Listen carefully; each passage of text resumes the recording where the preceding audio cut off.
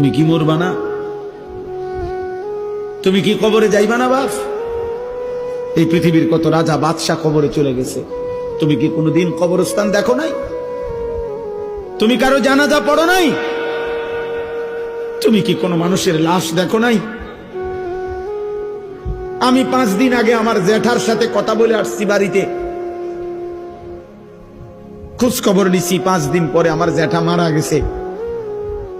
আমি জ্যাঠার দিকে তাকাইয়া বাড়িতে গিয়া দেখছি আমার এই সেই মানুষটা যার সাথে আমি কথা বলছি, উনি নাই, চুপ হয়ে গেছে, হাত নড়ে না, পাও নড়ে না। আমি জানাজা পড়াইছি আমার জ্যাঠার,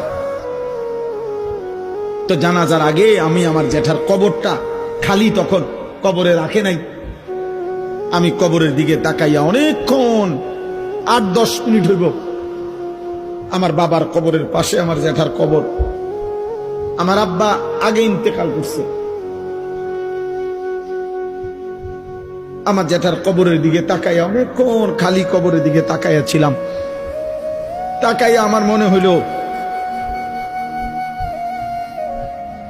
কবর যেন আমারে ডাক দিয়ে বলছে, আনিস,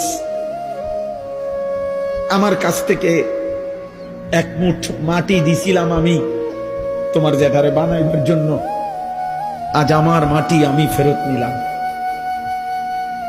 ওয়াফিহা নুঈদুকুম